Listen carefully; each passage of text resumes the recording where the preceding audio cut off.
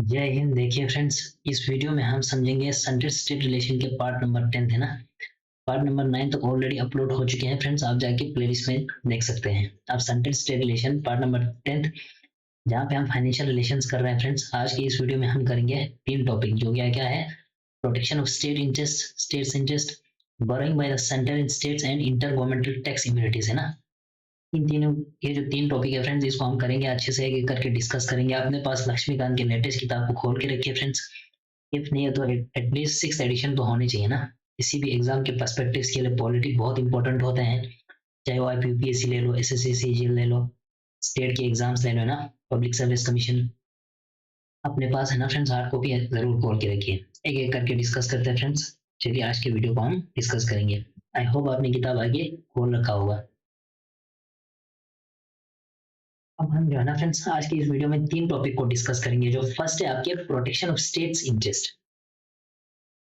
अब कोई financial matters में हर स्टेट्स के अपने अपने इंटरेस्ट होते हैं ना फ्रेंड्स, इस चीज को प्रोटेक्ट करने के लिए। यानी कि किसी भी फाइनेंशियल मैटर्स के अंदर कोई अगर स्टेट होगा, उसका अपना इंटरेस्ट होगा, उस चीज को प्रोटेक्ट करने के लिए हमारे संविधान में क्या है ना फ्रेंड्स, संविधान के अंदर क्या है, बिल को इंट्रोड्यूस होते हैं कहाँ पे, हमारे पार्लियामेंट के अंदर। जैसे मान के चलिए किसी स्टेट्स का कोई फाइनेंशियल मैटर्स का इशू होगा, वो उस स्टेट का अपना इंटरेस्ट होगा। अब उसके लिए पहले क्या करेंगे, पार्लियामेंट के अंदर क्या होगा, बिल इंट्रोड्यूस करेंगे। बट उसको बिल इंट्रोड्यूस करने से पहले है ना फ्रेंड्स, इसके प्रायर रिकमेंडेशन चाहिए हमारे प्रेसिडेंट ऑफ इंडिया का, यानी कि ऑनरेबल प्रेसिडेंट ऑफ इंडिया का क्या चाहिए, वहां पे प्रायर रिकमेंडेशन चाहिए ना। तभी जाके ये वो बिल जो है ना फ्रेंड्स, पार्लियामेंट में इंट्रोड्यूस कर सकते हैं। कौन से बिल? फाइनेंशियल मैटर्स, किसी भी स्टेट के इंटरेस्ट को प्रोटेक्ट करने के लिए ना। तो ये चीज है हमारे संविधान के अंदर। आपको कौन कौन से बिल है ये हम डिस्कस करेंगे। बहुत सारे बिल जिसमें कुछ वेरी करना होगा, इम्पोज करना होगा, है ना फ्रेंड्स। टैक्स और ड्यूटी। अब हमें यहाँ पॉइंट समझना है, टैक्स और duty in which states are interest, है ना। अब इसमें टैक्स और ड्यूटी को क्या आता है वो हम डिस्कस करेंगे। अब जो नीचे जो आपने लक्ष्मीकांत अगर खोल के रखा होगा ना फ्रेंड्स, नीचे जो लास्ट पैरा है वहां पे आप देखिए, टैक्स टैक्स और duty in which states are interest का क्या मतलब हुआ। A tax or duty the whole or part of the net proceeds whereof are assigned to any state, यानी कि वो सारे नेट प्रोसीड्स जो किसी भी स्टेट के लिए रखा होगा ना फ्रेंड्स, उसको हम बोलेंगे टैक्स और ड्यूटी। अब इस चीज में किसी भी बिल को इम्पोज करना होगा, वेरी करना होगा, है ना फ्रेंड्स। इस बिल को पारित करने के लिए क्या चाहिए, prior recommendation of the president. अब यहाँ पे हमें समझना है टैक्स और ड्यूटी में फर्स्ट पॉइंट क्या है, वो सारे नेट प्रोसीड्स जो किसी स्टेट के लिए रखा होगा, अब उसमें है ना फ्रेंड्स वेरी करना होगा। तभी जाके क्या चाहिए यहाँ पे, prior recommendation of the president. अब नेट प्रोसीड्स क्या होता है, नेट प्रोसीड्स को समझना जरूरी है ना फ्रेंड्स, क्योंकि इसमें ये शब्द है ना, ये बार बार आएंगे। अब नेट प्रोसीड्स क्या होता है, मींस प्रोसीड्स ऑफ टैक्स और duty minus the cost of collection. यानी कि भाई जब टैक्स कलेक्ट करेंगे, उस दौरान इतना पैसा उसमें खर्चा हुआ। जैसे कि मान के चलिए टैक्स कलेक्ट करने के टाइम क्या होता है, बहुत सारे रिक्रूटमेंट वहां पे जो सर्विस में काम कर रहे होते हैं लोग होते हैं ना फ्रेंड्स, उसमें खर्चा तो आएंगे, कॉस्ट ऑफ कलेक्शन। उसमें से माइनस करना कितना पैसा कलेक्शन हुआ है ना, उसको हम बोलेंगे फ्रेंड्स नेट प्रोसीड। जो वो पैसा बचते हैं ना, कि भाई उसमें खर्चा आना और उसमें कलेक्शन कितना हुआ है ना, उसको बोलेंगे हम नेट प्रोसीड्स। अब ये नेट प्रोसीड्स का जो है ना फ्रेंड्स, सर्टिफाइड कौन करते हैं, हमारे controller and auditor general of India. और इनका जो है ना फ्रेंड्स सर्टिफिकेट फाइनल होते हैं ना। यानी कि नेट प्रोसीड्स क्या होते हैं, कि भाई कलेक्शन करने के टाइम खर्चा कितना आया, माइनस उसमें से माइनस करना नेट प्रोसीड, यानी कैसा उसमें कितने उसमें पैसा मतलब टोटल कलेक्शन हुआ है ना, उन दोनों को माइनस करना, जो पैसा बचता है ना उसको कहते हैं हम नेट प्रोसीड्स। यानी कि यहाँ पे फर्स्ट पॉइंट क्या है ना फ्रेंड्स, टैक्स और duty in which states are interest का क्या मतलब हुआ, कि वो सारे नेट प्रोसीड्स जो स्टेट्स के लिए रखा होगा ना, उसमें कुछ टैक्स, उसमें कुछ वेरी करना होगा, इम्पोज करना होगा। उस बिल को इंट्रोड्यूस करने के लिए पार्लियामेंट में बिल पहले इंट्रोड्यूस होगा, but prior recommendation of the president. तो इस तरह से होते हैं फ्रेंड्स, किसी भी स्टेट्स का जो है ना फाइनेंशियल मैटर्स को प्रोटेक्ट करते हैं ना। तो ये फर्स्ट पॉइंट। सेकंड पॉइंट है फ्रेंड्स आपका, वो सारे बिल जिसमें कुछ वेरी करना होगा। कौन सी बिल? बट इसमें एग्रीकल्चरल इनकम। अब इसमें जो है ना फ्रेंड्स, इसमें कुछ एग्रीकल्चरल इनकम को लेके हो, है ना, वो क्या है, इनकम टैक्स। ऐसे इनकम है ना फ्रेंड्स, किसी भी स्टेट का, जैसे मान के चलिए एग्रीकल्चरल इनकम किसके अंदर आते हैं, हमारे स्टेट लिस्ट के अंदर, जो मैंने आपके साथ पिछले की वीडियोस में डिस्कस किया था ना। अब उसमें कुछ वेरी करना होगा, है ना फ्रेंड्स, उसमें कुछ ऊपर नीचे करना होगा। तो उसके मीनिंग को, यानी कि एग्रीकल्चरल के मीनिंग को ऊपर नीचे करना होगा उस टैक्स के अंदर जो एग्रीकल्चरल इनकम से कमा रहा है सरकार, है ना। तो अगर उसमें कुछ करना होगा ना फ्रेंड्स, तो क्या करेंगे, पहले पार्लियामेंट के अंदर बिल को इंट्रोड्यूस करेंगे, बट उससे पहले क्या करेंगे, prior recommendation of the president जरूरी है। तो ये है आपके सेकंड, है ना।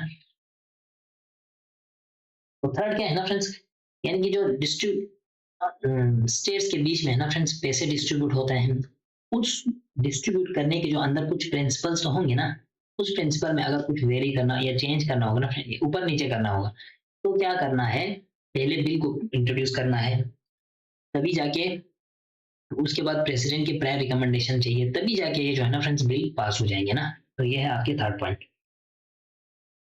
फोर्थ पॉइंट क्या है ना friends, a bill which imposes any surcharge on any specified tax और duty for the purpose of the centre, यानी कि उस स्टेट मतलब किसी टैक्स के अंदर सरचार्ज लगाना है ना, यानी कि सरचार्ज और सेस क्या होता है, टैक्स के ऊपर टैक्स लगना, आप बोल सकते हो ना, टैक्स के ऊपर टैक्स। तो ये इसमें है ना फ्रेंड्स, कुछ टैक्स के ऊपर टैक्स अगर लगाना होगा ना, तब पहले क्या होगा, पहले बिल को पास करना होगा पार्लियामेंट के अंदर, उसके बाद prior recommendation of the president, फिर जाके बिल पास होगा, तभी जाके ये सारे, इस तरह से हम है ना फ्रेंड्स किसी भी स्टेट के फाइनेंशियल मैटर को हम प्रोटेक्ट कर सकते हैं। तो ये हुआ फ्रेंड्स आपके protection of states interest, I hope आपने समझे होंगे ना फ्रेंड्स। तो ये नीचे आपके जो है expression of tax audit which states are interested, जो मैंने डिस्कस किया आपके साथ। अब फर्स्ट क्या है ना फ्रेंड्स, टैक्स ऑडिट के अंदर फर्स्ट क्या आते हैं, वो सारे नेट प्रोसीड्स जो स्टेट्स के लिए रखा होगा। सेकंड क्या है पॉइंट, नेट प्रोसीड्स जो कंसोलिडेटेड फंड ऑफ इंडिया से किसी भी स्टेट के लिए रखा होगा ना, तो ये हम बोलेंगे नेट, ये क्या बोलते हैं ना फ्रेंड्स, नेट प्रोसीड्स। तो ये सारे आते हैं आपके टैक्स और ड्यूटी के अंदर, आई होप आपने ये समझे होंगे। अब सेकंड है friends, burrowing bye centre in the states, कैसे बारो करते हैं, सेंटर अपने मतलब पैसे को कहाँ से लाते हैं, स्टेट कैसे लेते हैं, हम देखेंगे। अब संविधान के अंदर कुछ प्रोविजन है with regard to the borrowing powers of between centre and state, है ना, स्टेट्स के अपने हैं और सेंटर के अपने हैं। जैसे सेंट्रल गवर्नमेंट कहाँ से बोरो करता है, with in the India, India तो यानी कि हमारे देश के अंदर से तो करेंगे, है ना सेंट्रल गवर्नमेंट, इसके साथ साथ आउटसाइड यानी कि बाहर के, जैसे कि वर्ल्ड बैंक से, इंटरनेशनल मॉनेटरी फंड से, इस तरह से सेंट्रल गवर्नमेंट जो है ना friends with in the India तो से ही लेते हैं ना, बट केंद्र सरकार जो है ना फ्रेंड्स वो बाहर के दुनिया के बाकी जो इंस्टीट्यूशन से भी पैसे उठा सकते हैं ना। Security consolidated fund of India, यानी कि उसके साथ साथ कुछ गिरवी रखना होता है जिसको हम कोलेटरल बोलते हैं ना।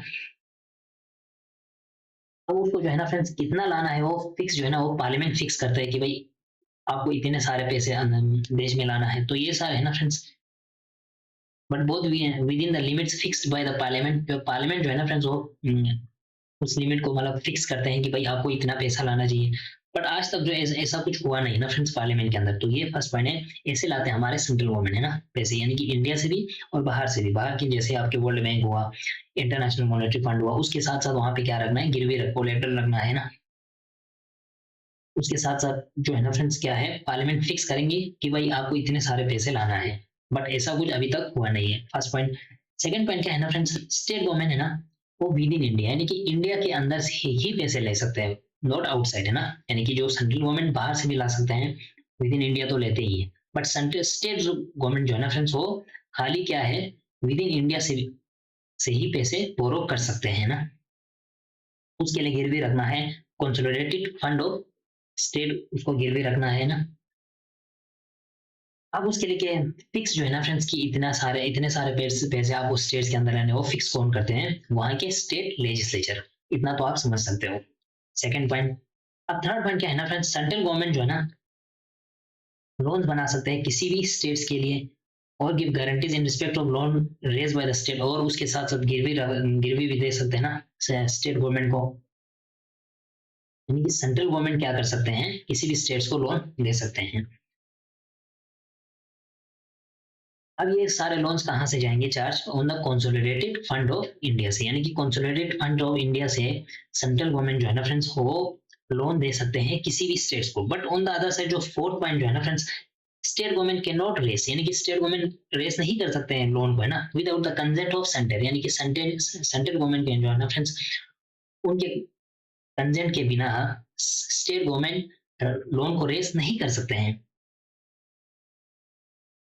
तो अगर वहां पे क्या शर्त होगा, still outstanding any part of loan, यानी कि उससे पहले उनका कुछ लोन लिया होगा ना, उसको पहले करना है to the state by the centre, यानी कि सेंट्रल गवर्नमेंट से अगर कुछ पहले उनका लोन लिया होगा ना, उनको पहले सब कुछ देना है कंप्लीट करके, और in respect of in which guarantee has been given by the centre, है ना, कि जो गारंटी लिया होगा ना, कुछ गिरवी उर्वी लिया होगा, उन सबको पहले क्या करना है, सेंट्रल गवर्नमेंट को दे देना है। तो ये है फ्रेंड्स आपके 4 पॉइंट्स बारहवीं बाईस सेंटर एंड स्टेट्स, आप कैसे लिख सकते हो, मैंने डिस्कस किया। अब उसके बाद है आपके last topic inter governmental tax immunities, यानी कि सरकारों के बीच में जो है ना फ्रेंड्स, टैक्स इम्यूनिटीज कैसे होता है, यानी कि किसको टैक्स का छूट है, ये हम देखेंगे। अब दुनिया भर में अलग अलग फेडरल कॉन्स्टिट्यूशन है। इंडियन कॉन्स्टिट्यूशन जो है ना friends, contain rule of immunity from mutual taxation है, द मेक्स फॉलोइंग प्रोविजंस, यानी कि इसके कुछ प्रोविजंस को हम देखेंगे। Exception exception of central property from state taxation, या कि कुछ अगर आप देखें, मान के चलिए फ्रेंड्स, सेंट्रल गवर्नमेंट के कुछ प्रॉपर्टी होंगे आपके अंदर, स्टेट्स के अंदर, है ना, जो जहां पे आप रहते होंगे उस स्टेट के अंदर, उससे कैसे एग्जाम्प्ट है कि नहीं, वहां पे स्टेट का जो टैक्स जो होता है ना फ्रेंड्स, उनके प्रॉपर्टी यानी कि सेंट्रल गवर्नमेंट के प्रॉपर्टी के ऊपर टैक्स लगेंगे कि नहीं, वो हम देखेंगे, यानी कि वहां पे नहीं लगते हैं। जैसे the property of central is exempted from all tax impose by state और any authority within state, like municipalities, district boards, panchayat and so on, यानी कि आप बोल सकते हैं फ्रेंड्स, कोई म्यूनिसिपैलिटीज उसके ऊपर टैक्स लगाता होगा, डिस्ट्रिक्ट बोर्ड लगाता होगा, पंचायत, इन सारों का जो है ना फ्रेंड्स टैक्स, सेंट्रल गवर्नमेंट की प्रॉपर्टी अगर स्टेट क्या होगा ना, अंदर होगा ना, इन सारों का टैक्स सेंट्रल गवर्नमेंट की प्रॉपर्टी पे नहीं लगते, या याद रखिए। बट पार्लियामेंट जो है ना फ्रेंड्स, इस चीज को रिमूव कर सकते हैं ना, यानी कि पार्लियामेंट के पास ये पावर है कि अगर पार्लियामेंट उठाएंगे ना, वहां पर टैक्स लगेंगे, बट ऐसा नहीं होता है ना। अब प्रॉपर्टी का मतलब क्या हुआ, सेंट्रल गवर्नमेंट के कुछ लैंड होंगे, अगर बिल्डिंग्स होंगे, चैटल्स होंगे, शेयर्स, डेप्ट, एवरीथिंग दैट हैज, वो सारे चीज जिसके अंदर मनी वैल्यू होगा ना फ्रेंड्स, सेंट्रल गवर्नमेंट का, वहां अगर किसी स्टेट के अंदर होगा, तो उस स्टेट का जो टैक्सेशन जो है ना, उसके ऊपर नहीं लगेंगे ना, उस प्रॉपर्टी के ऊपर। अब वो अगर वो प्रॉपर्टी मूवेबल होगा, चाहे वो इमूवेबल होगा, चाहे वो टेंजिबल होगा, चाहे इनटेंजिबल होगा, इन सारों के ऊपर ये नहीं लग रहे। कहाँ पे, अगर सेंट्रल गवर्नमेंट की प्रॉपर्टी है ना, तभी जाके, ये आप याद रखिए। अगर वो प्रॉपर्टी, जैसे कि आप बोल सकते हैं फ्रेंड्स, सॉवरेन है ना, सॉवरेन का क्या मतलब होगा, जहाँ पे आर्म फोर्स रहते हुए, जैसे मान के चले आपके स्टेट के अंदर कोई कैंटोनमेंट होगा आर्मी का, है ना फ्रेंड्स, वहां पे आप प्रॉपर्टी क्या है, किसका है, सेंट्रल गवर्नमेंट का है, तो वहां पे भी टैक्स नहीं लगेंगे। और कमर्शियल पर्पज, सेंट्रल गवर्नमेंट का कोई कमर्शियल पर्पज होगा ना, तभी भी ये नहीं लगता है। बट यहाँ पे क्या है ना फ्रेंड्स, द कॉर्पोरेशन और कंपनीज, कोई कॉर्पोरेशन होगा और कोई कंपनी होगा उस स्टेट के अंदर, क्रिएट को किया होगा वो किसने, सेंट्रल गवर्नमेंट ने, उस पे है ना स्टेट गवर्नमेंट टैक्स लगा सकते हैं ना। ये शर्त आप याद रखिए, कोई ऐसे कॉर्पोरेशन और कोई ऐसा कंपनी जो क्रिएट किया होगा सेंट्रल गवर्नमेंट ने, उसके ऊपर स्टेट गवर्नमेंट टैक्स लगा सकते हैं। क्यों, क्योंकि जो कंपनी और कॉर्पोरेशन जो है ना फ्रेंड्स, इसको माना जाता है एक सेपरेट लीगल एंटिटी, या आप याद रखिए, आपकी किताब में ही लिखा है। इसके बाद है फ्रेंड्स, अगर कोई स्टेट का प्रॉपर्टी होगा और इनकम फ्रॉम सेंट्रल टैक्सेशन, है ना, कि भाई कोई स्टेट की प्रॉपर्टी, कौन कौन से स्टेट का ऐसा प्रॉपर्टी है जो सेंट्रल के टैक्स उनके ऊपर नहीं लगता है, वो हम डिस्कस करेंगे।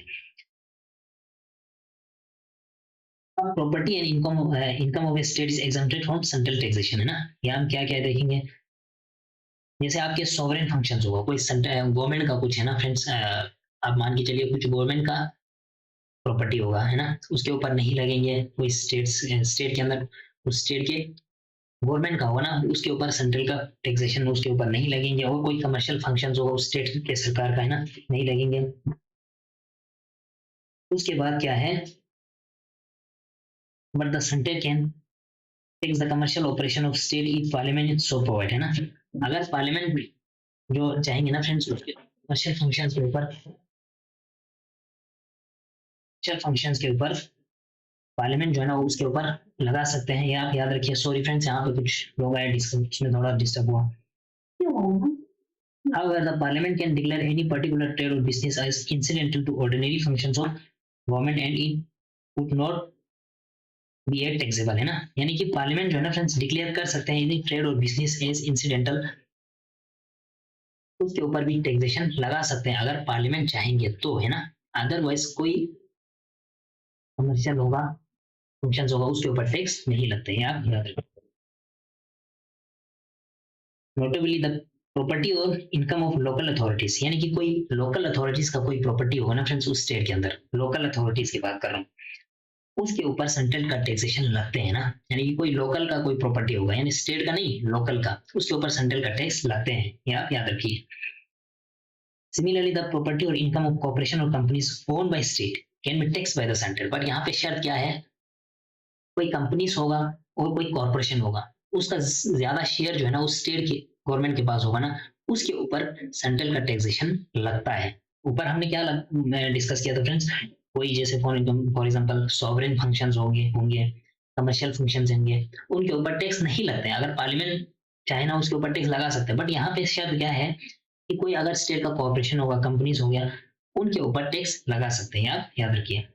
अब सुप्रीम कोर्ट 1960 सॉरी फ्रेंड्स 1963 में क्या बोल रहा है कि भाई सेंट्रल जो है ना टैक्स इम्पोज कर सकते हैं, कस्टम ड्यूटी है ना, इसको हम कस्टम ड्यूटी बोलते हैं, गुड्स उन सारे चीजों पर जो इंपोर्ट होते हैं उस स्टेट के अंदर और export होते हैं उस स्टेट से, और excise duty on goods produce और मैन्युफैक्चर्ड बाय स्टेट है ना। यानी कि कोई चीज होगा उसके ऊपर इंपोर्ट करना एक्सपोर्ट करना, उसके ऊपर जो है ना फ्रेंड्स कस्टम ड्यूटी लगेंगे, ये बोला था हमारे सुप्रीम कोर्ट ने 1963 में। या और उस स्टेट के अंदर मैन्युफैक्चर्ड होता होगा ना, उन सारों के ऊपर क्या लगेंगे, कस्टम ड्यूटी लगेंगे। आई होप यहाँ तक आपने समझे होंगे फ्रेंड्स। सॉरी यहाँ पे कुछ लोग आए फिर मुझे काफी डिस्टर्ब हो गया फ्रेंड्स। चलिए जैसे जितना मैंने आपसे डिस्कस किया आप समझने की कोशिश करिए, तीन टॉपिक डिस्कस किया था फ्रेंड्स। मिलेंगे नेक्स्ट टॉपिक में, तब तक के लिए थैंक यू, जय हिंद।